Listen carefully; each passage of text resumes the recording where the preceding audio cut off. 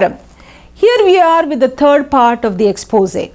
And you have seen in the last part that from the conversations that were recorded and that we presented, that Elsie is being controlled by a lawyer, that is, who is appointed by Lily Daniel, and this particular lawyer has claimed that he has Parimala, Joshua, and whoever else has his clients. So in this episode, I want to kind of give a flashback of how did Elsie end up in that spot? What happened in the last how many ever years for Elsie to get stuck with this mafia? That is basically what we're going to look at in this expose. Her working for the school, what happened when she was working at Gumidipundi school, and followed by her marriage, and after her marriage, what else happened? All of these you will see as a discussion between me and James. But before I do that, I have a small update to give. As you know, Lily Daniel has packed off and come to US. And apparently she is taking shelter in her daughter's house. Now, who is this daughter? She is the daughter who called the mother Jezebel. She is the daughter who accused that Emmanuel Chakravarti has appropriated their mother. And she is also the daughter who accused that her mother starved her father. That means Lily Daniel starved Joshua Daniel to death. But somehow all of this, the mother and daughter seem to have patched up, which is a good thing. I have no complaints against that. But this patching up has resulted in a hide and seek game. So the mother shows up in Betty Daniel's house, and then the mother brings the news about Elsie's well-being, and then so the hidden Elsie is shown to our Betty Daniel madam, and our madam has now found Elsie. So she's announced that she has found Elsie, that she's all safe. And now, so now that Elsie's issue is solved, according to her, everybody has to go back to missionary work and start winning souls. This is the kind of hypocrisy that needs to be exposed.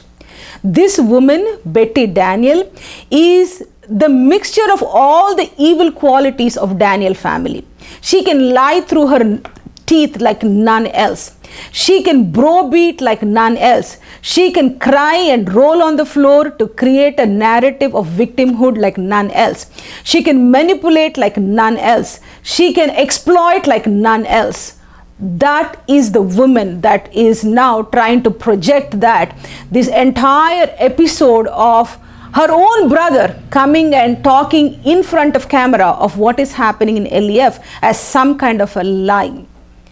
And this is all motivated by just one thing. It is the fear that today the Daniel empire is falling apart and there won't be anything left to rule over or take over. And like they have ruled for many, many years, there's nothing more to rule over.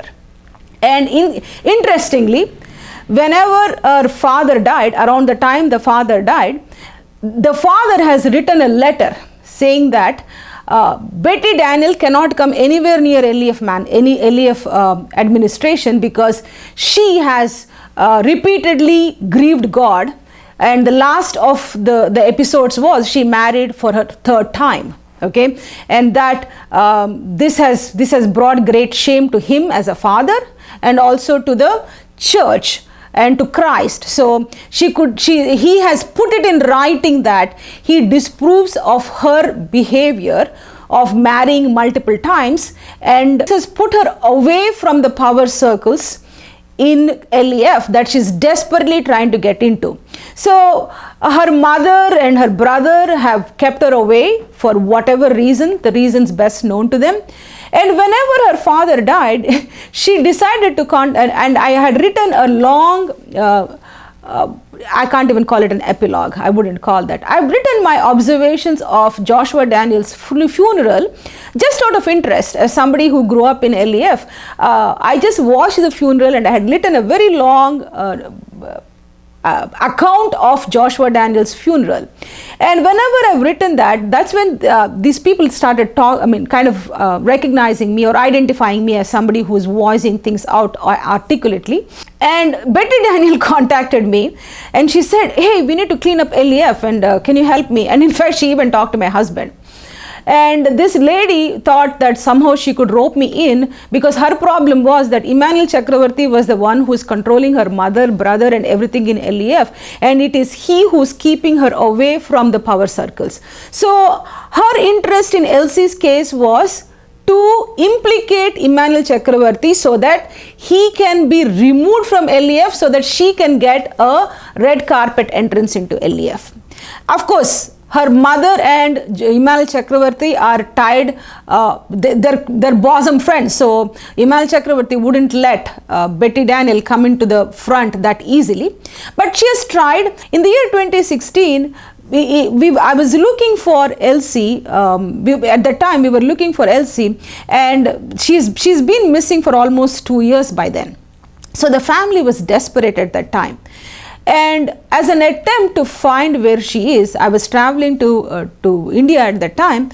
I told the parents that we should go and meet people in LEF in person to find out if they can give us some information about Elsie. And it so happened at that time that a good friend of mine, I mentioned it in my last episode. Actually, I went to Arjun Sampatji to help us with this case. And Arjun Sampatji heard about all of what was happening, and he said, I understand where you're coming from, but these are issues that concern a church, and they see me as somebody who's against the church because of my political affiliations. So I would not take, it's not that I don't want to take your word for it, but I want to personally go and find out what is the truth. That way, I'm not hearing somebody saying things and then acting on it, but I want to personally come and listen to their side of the story. So when Mr. Arjun Sampatji has offered this, we decided to go to LEF headquarters. I and Elsie's brother and few other people like Arjun Sampatji and his team of 4 or 5 people. We all went to headquarters at that time, and when we entered in, Gunalan was already there, and he was already jumping up and down like a monkey, because somebody has tipped him off that I was about to show up there. And he said, we asked for Lily Daniel. He said, oh, she's not there, and they asked us to come back after an hour. So when I went back after an hour or a couple of hours, then they had this big team of LEF people sitting there. Gunalan, John Raja, Joshua Muthuchand, George, and I don't recollect. So these were some names that I have, like there were like 5-6 people sitting there. And of course we sat and talked about where Elsie is. And they said that we don't know where Elsie is. They tried to put us through they tried to have a conversation with the husband. That didn't go through. And then they said that they don't know where Elsie is. They tried to call the husband, and he said something. Then we said, Arjun Sampatji said, you better tell us where the girl is, because if you don't, I'm going to use my own methods to get the information out of you. And we did that, and we walked out, and of course I'll show you in the next episode what happened after that. But here is something that's very interesting that happened. This Betty Daniel, who has been behind my back till then to get Emmanuel Chakravarti implicated so that she can rescue Elsie out of the hands of Emmanuel Chakravarti, now suddenly turned the plate around, and she said, we have come to attack the Church of God, Church of Christ, using RSS goons. And this Betty before this has traveled to Nalgonda to talk to the parents of Elsie, promising that she is going to help them in every way possible. In fact, she sat there and said that she likes lamb curry, and they ran around and bought some lamb curry for her. She said that, oh, I'm going to buy you a van, I'm going to do this for you, I'm going to build a church for you. And the fool never turned back and looked. She didn't even pay them for the food that she ate there. Okay, and she didn't even think that she has to give some help to this poor family. She ate there and burped and left from there. And what did she do? Whenever she found out that we went to headquarters to find out where Elsie is, along with all the people that came to help us, she turned the plate all the way around and started attacking the family, saying that they are now working with RSS goons, that we are all attacking the Church of God, and now we are persecuting the church. That is the kind of shamelessness this woman is capable of. These people who are looking for their daughter helplessly, running around police stations, running around wherever they can help from, have suddenly become persecutors of the church. And that's how she addresses all of these things. She says, persecuted church in India, and write all the crap that she writes. And in this episode, I just wanted to give you an update on this madam's games that have started. So just because Betty Daniel is announcing in her Facebook page that Elsie is safe, also doesn't stop us from pursuing what we are pursuing. Let's move on to seeing the rest of the episode, where you will see how Elsie got stuck with this mafia gang.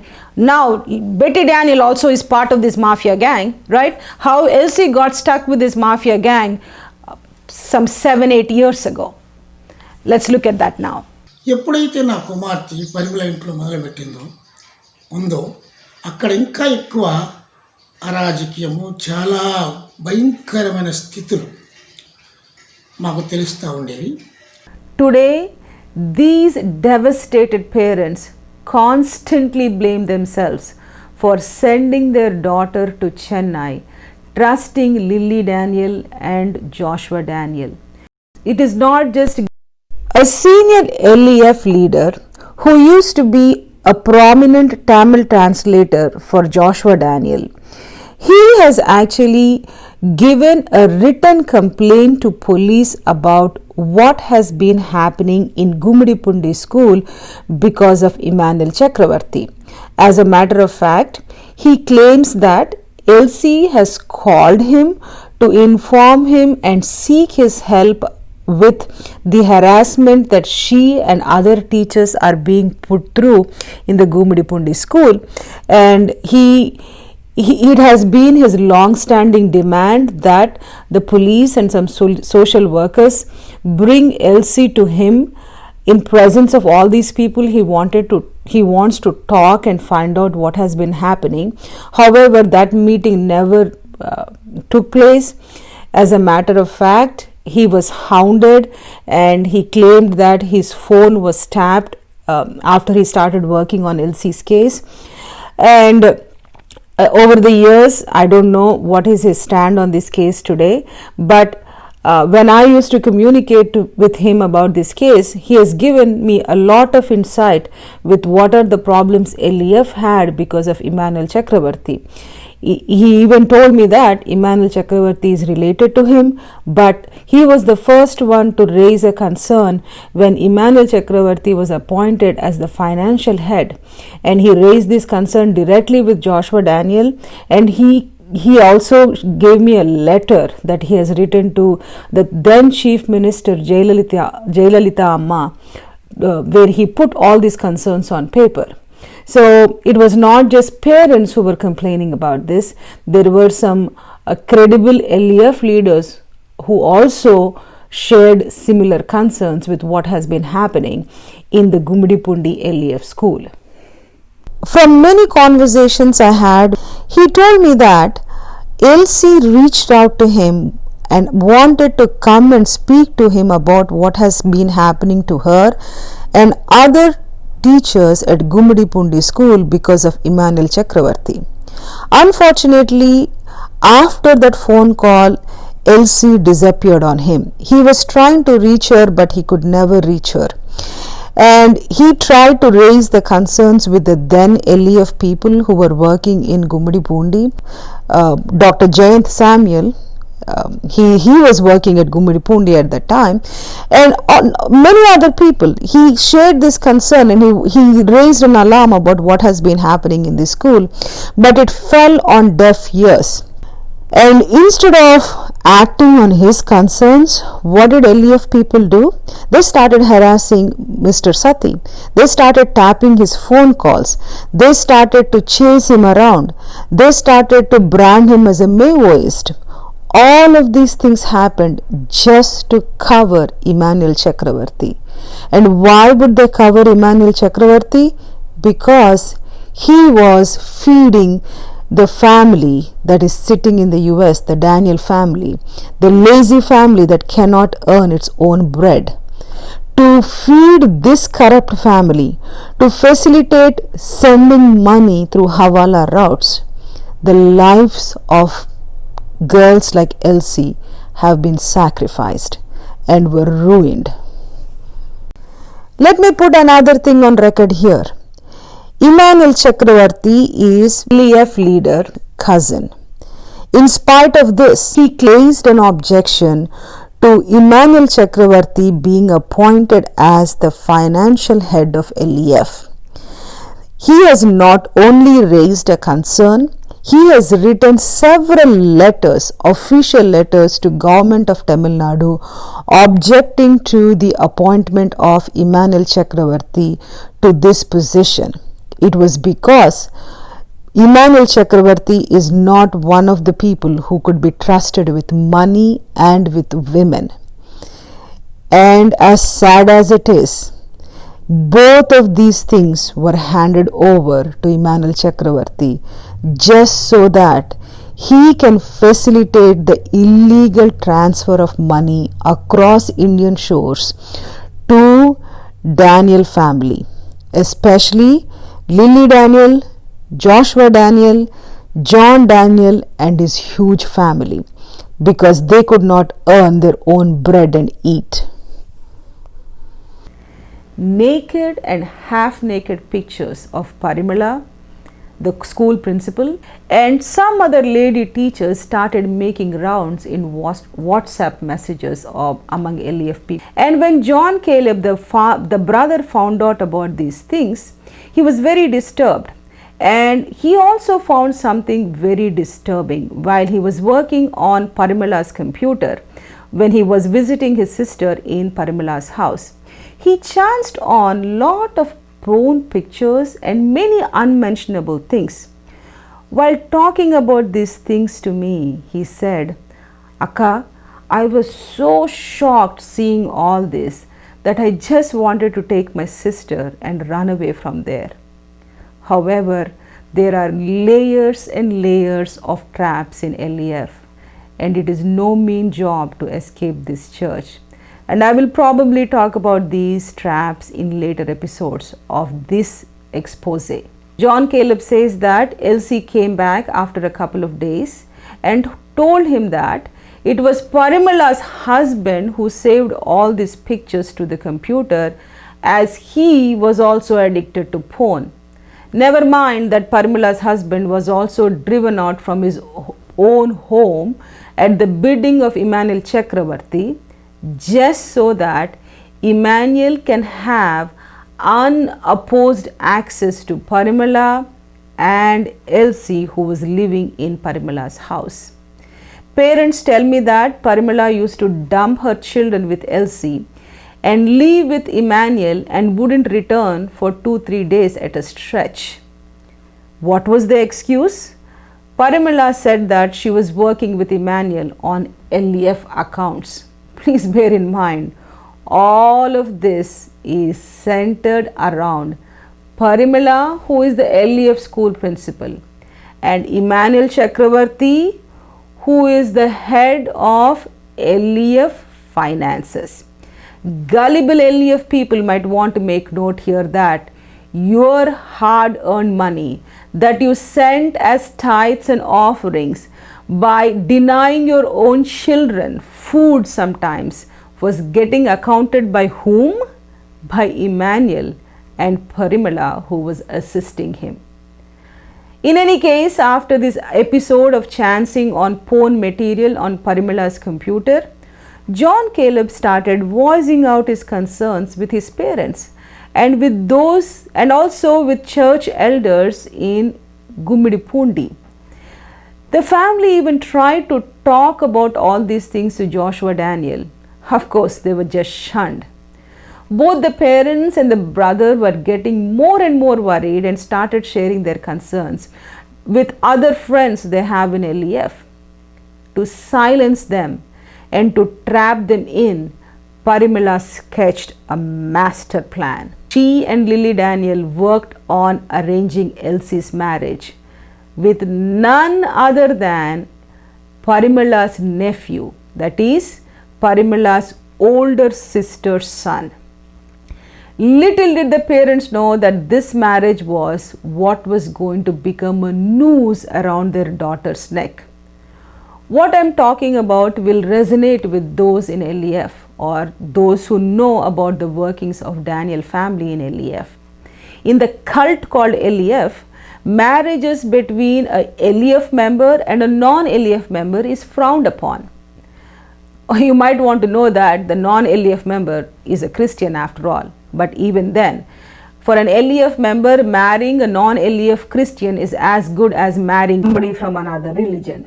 As many LEF people can vouch, many long-standing members of LEF who sought alliances for themselves or for their children outside LEF were systematically harassed and driven out of LEF. But with Elsie's marriage, that cardinal rule was broken. Parimala's nephew Samuel Dinakar and his family are members of a church headed by Mr. Bundy Isaac. As a matter of fact, Bundy Isaac was a defected member of LEF who left Joshua Daniel to start his own church.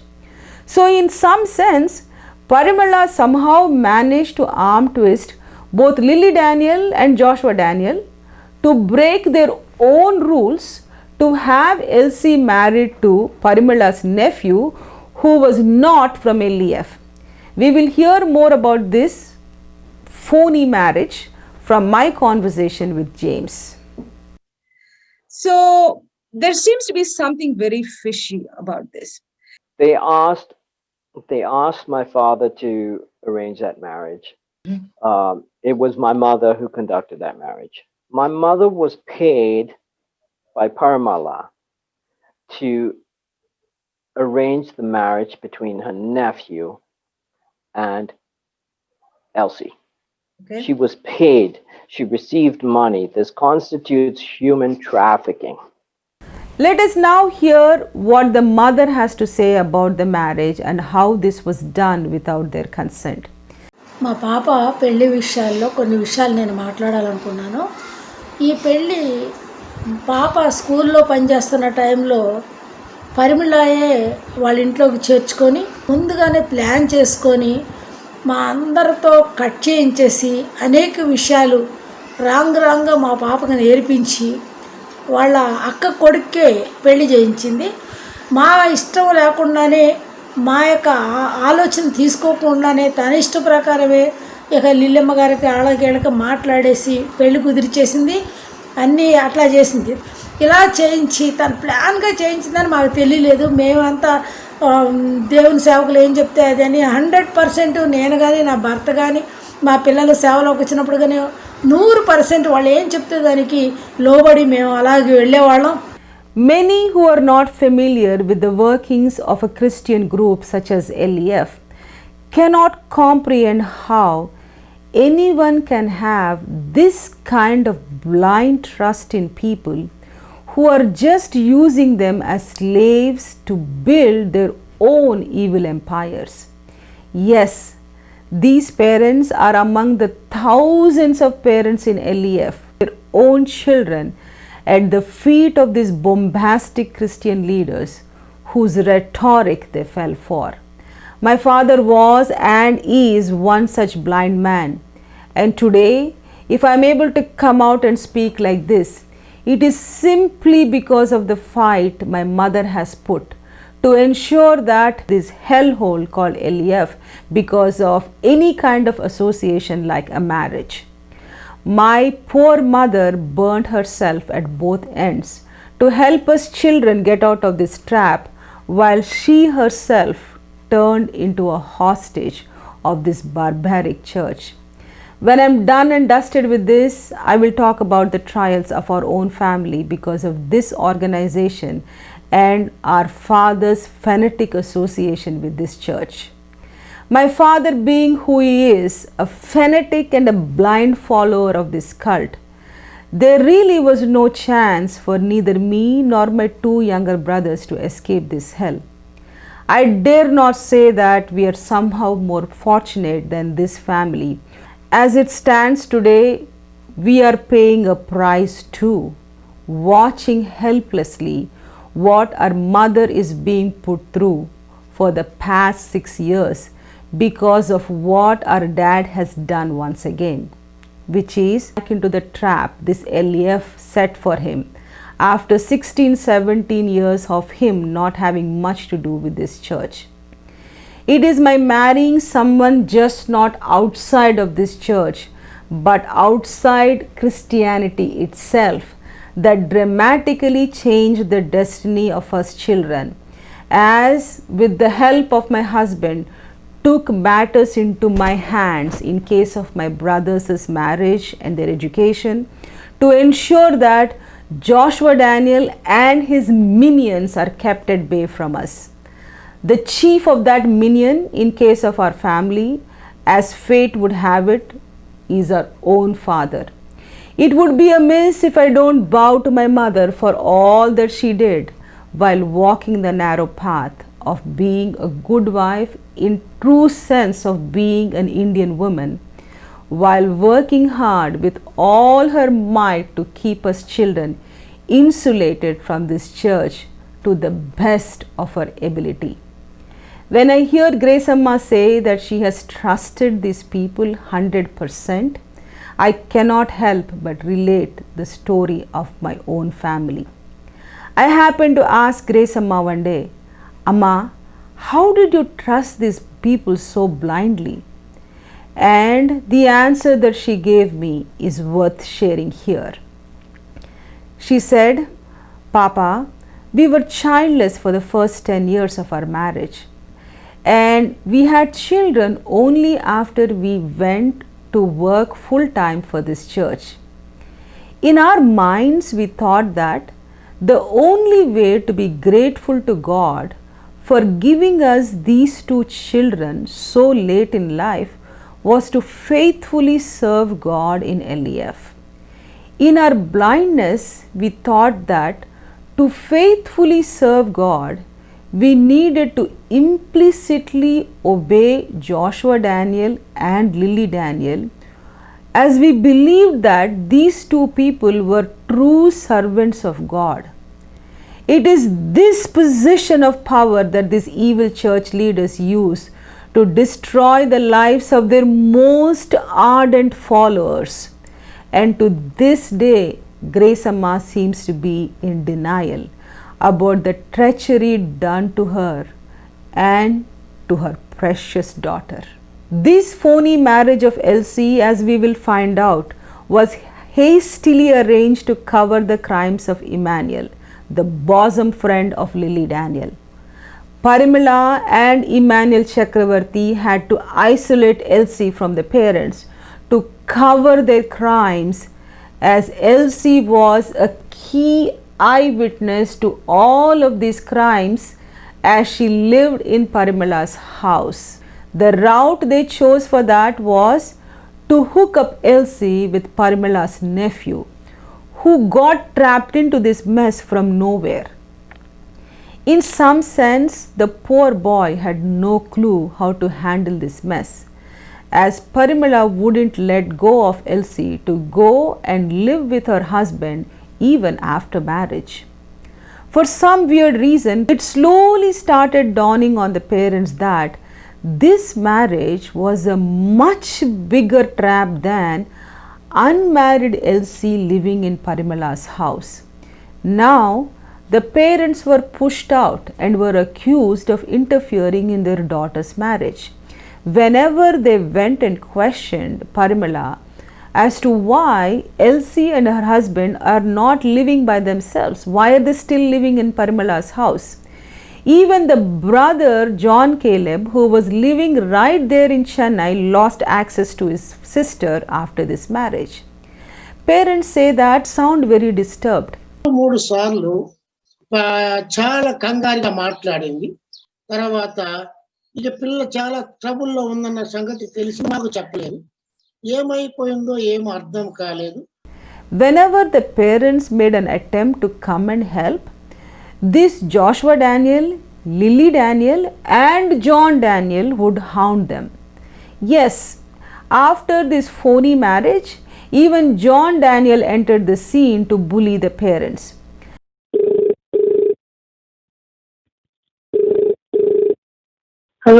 Hello, this is John Caleb, auntie. Can I talk to you for some time, auntie? No. Okay, Yeah. auntie, I speak to you and to Joe uncle, auntie. No, don't you think? Auntie, Don't you have some sense? You and your father and mother don't interfere, period. Do you understand? Okay, uncle. No more. Yes, uncle. No more interference. You and your father and mother don't interfere, period. Do you understand? Okay, uncle. No more. Yes, uncle. No more interference. Do you understand? Sure, uncle. Do you follow me? Yes, uncle. And so you mind your business. Sure. Otherwise, man, oh man, you'll need a wallop Yes, uncle. in front of everyone. Do you But understand? she was my sister, uncle.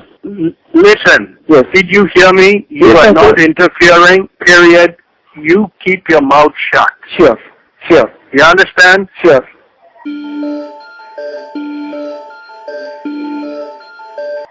Your dad and mom have nothing to do with this home situation. Do you understand? Sure. And Paramola, no. It's not what you want. Uncle, I have to call her to No, ask. she doesn't need to receive a call from you. Uncle, You follow me? Because you've been a troublemaker with your parents. What I'm saying, mind your own business. Uncle, excuse me, can For you you, just... listen, Yes. for you to, it tells me all about you. I don't need to know anything more about you. Okay, okay. I've dealt with you before, you Yes. understand? Yes. You're just you're pathetic. Yes. I've dealt with you before, and Yes. it's ridiculous. Hmm. Someone needs to pound you. I'm telling you, don't interfere. You understand? Okay. But I'm telling you from now on, leave them alone. Oh, man. Disgusting. I don't want to hear from you. Period. Okay. You understand? I understand. You keep your mouth shut. Sure. Don't be a smarty. Sure. You understand? I understand. And no, tell your father he has no business interfering. No, you don't tell the father. Mom and dad will deal with him. He's on the backsliders list. Do you understand? How do you say that? Can you please You specify? leave that alone. Then don't Mom tell and dad about are that dealing to with me. that. Mom and Don't tell dad are that to me. dealing. Sure. Then No, just let you know that your parents have their example and behavior is unacceptable. Mom and dad are dealing with it. You don't need to. Sure. No one needs to tell you to justify that. Sure. Okay? Sure. You little squealball. Who do you think you are? Be very careful, okay? Sure. It's a warning. It's a warning. Sure. Don't be cheeky and bratty. Sure. Won't be tolerated. வெட்டிட்டு கூட இனிமேல் நான் அனுமதிக்க முடியாது. என்ன uncle harassment uncle இது? Hello, என்னப்பா நீ என்னன்னு பேசிட்டு இருக்கிற நீ? ஆமா பேசக்கூடாதா? பேசக்கூடாது இந்த மாதிரி. ஜாகிரதை நீ பேசாத இந்த மாதிரி. அதான் என்ன ட்ரூத் பேசினா யாருக்குன்னா கோவம் தான் வரும் அங்கிள். நீ எந்த கோர்ட்டுக்குன்னா போ. While things were in turmoil like this, to parents' great joy, Elsie called to tell them that she was pregnant. Gideon Aya and Grace Amma were excited. They were planning on bringing what all Elsie liked to eat. They were making the list of what all Elsie liked and were quickly getting them ready.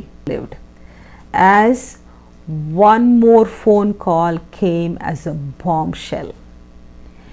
Elsie was crying hysterically at the other end of the phone. Parents that Parimala took her to the hospital saying it was for a checkup and got Elsie's baby aborted. Parents didn't even know how to react to this. Why would Parimala get the baby aborted? Parents called their son, who was in Chennai, to check on his sister, and John Caleb ran to the hospital. When he tried to get information on his sister, all he got from the hospital were threats. Gideon did not know what the real reason for Elsie's abortion for a very long time, till James Daniel shared the details of how this abortion was the handiwork of his mother Lily Daniel and Emmanuel Chakravarti, her wicked associate. As traumatizing as it is to hear these, here we must to know the truth for what it is.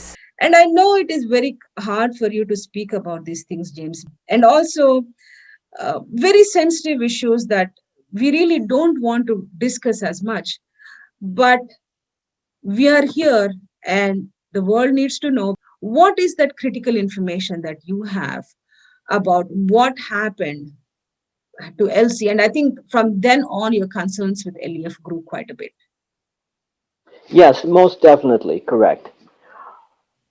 My parents came to visit me in 2013, at which point I received a phone call from an Emmanuel Chakravarti.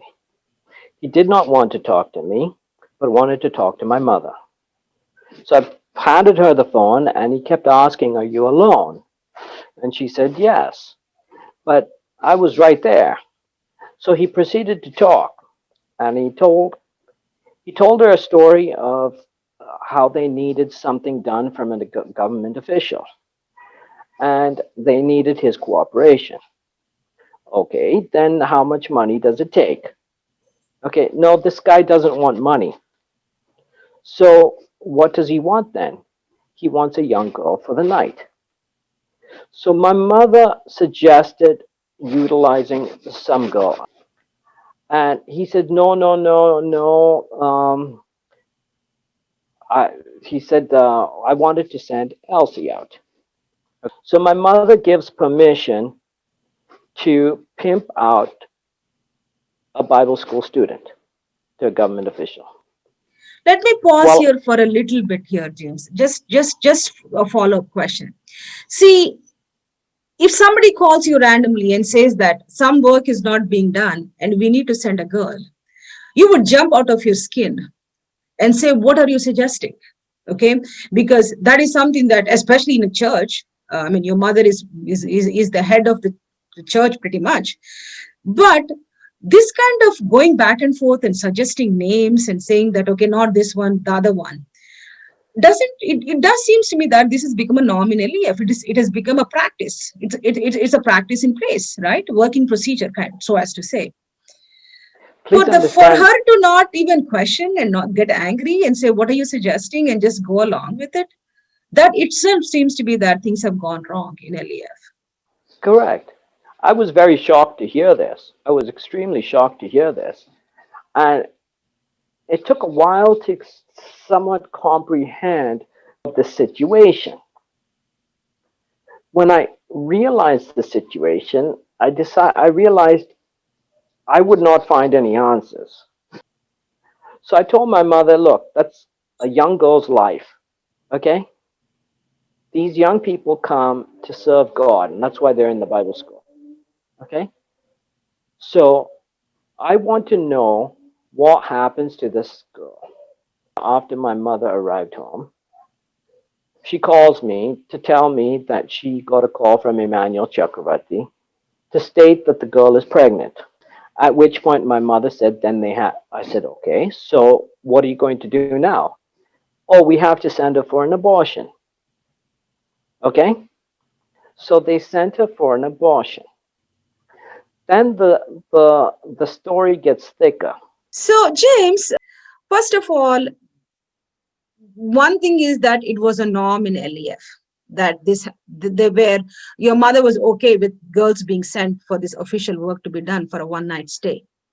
And then Emmanuel Chakravarti is actually having a choice of who he needs to send. So that is another thing that our audience have to listen to, right? So that means he really has a lot of girls that he's been picking and choosing to play any which way he wants. Okay, so that is another concern that we have. Now, the next thing is that Emmanuel Chakravarti comes back to tell your mom that, oh, wait a second, this happened and the girl is pregnant. Now, here is a sad part.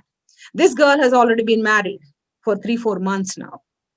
Okay, so we are not looking at an unmarried girl being asked to spend a night with another man, but now we are looking at a married girl.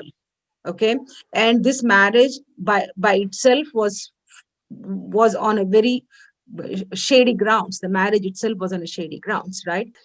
So now we are looking at various possibilities as to what drove them to this abortion, James. So, but there is a foul play in this, because abortion is a serious thing. And also the girl was not happy with this. The parents say that the girl cried a lot and she couldn't get over the fact that they had taken her to the abortion. So whatever is the fishy story that happened there, but we know for a fact that is an abortion. And we also know for a fact that Emmanuel Chakravarti has asked to let this girl spend a night with some government official.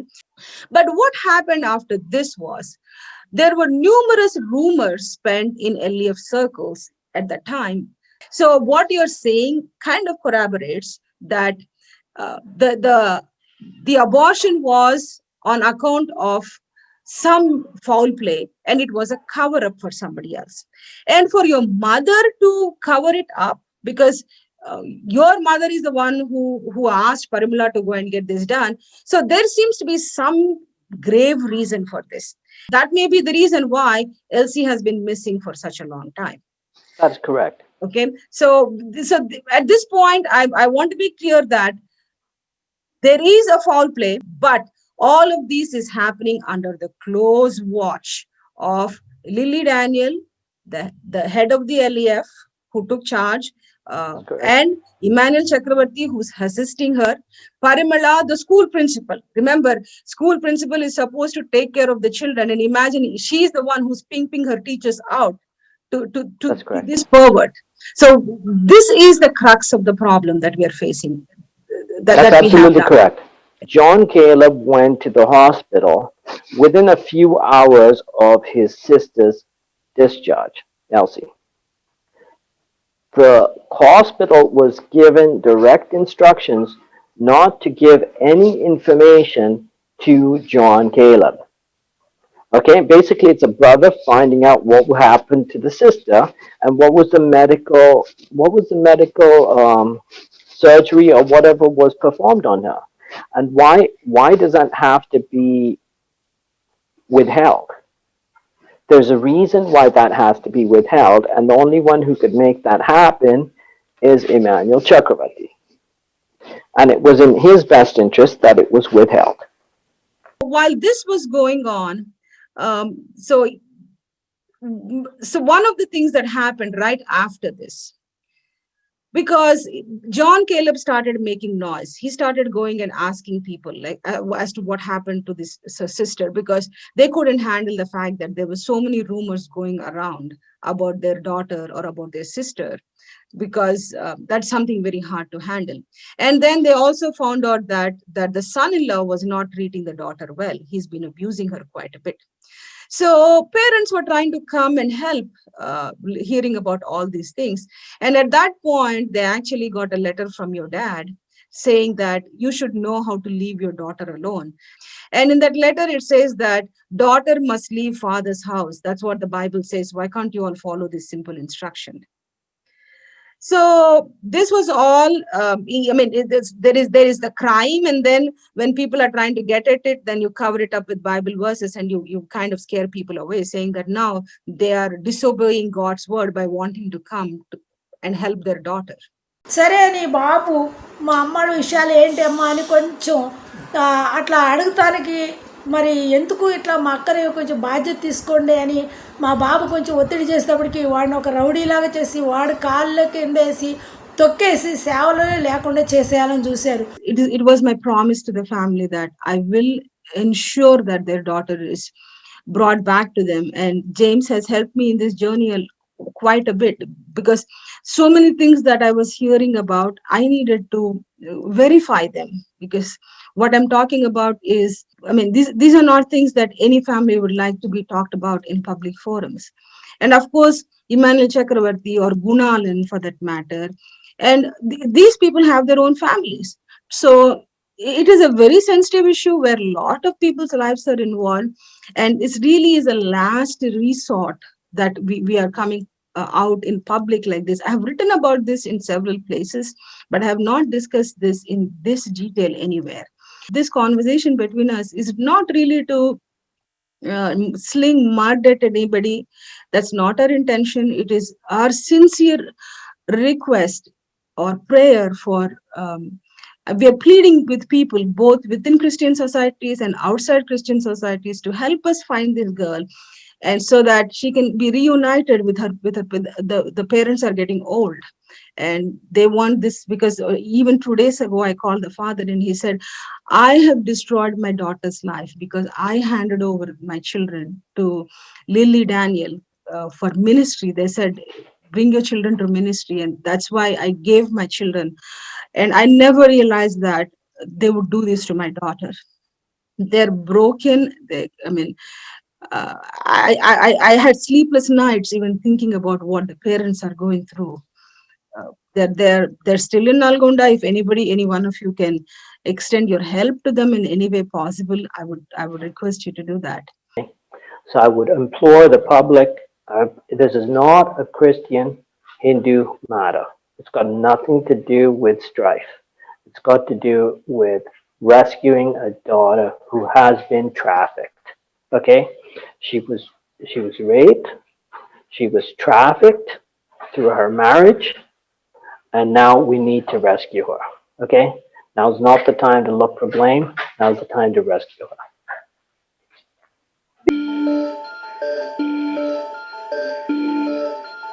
Do you suspect more of these are happening around in that place, in LEF communities?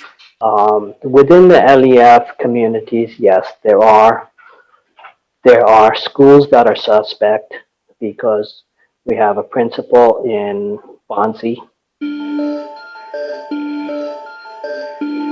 We have in our Salem school, we have a administration staff there. Lizzie Paul, Daniel Money, that raped a Bible school student. You said John Branch, you said Emmanuel Chakravarti, and you also mentioned Daniel Money. Daniel, there was Dawson Dawson. from Bonsi School, the administrator of the Bonsi School, and then there was the new Sam. Dr. Jess Dust.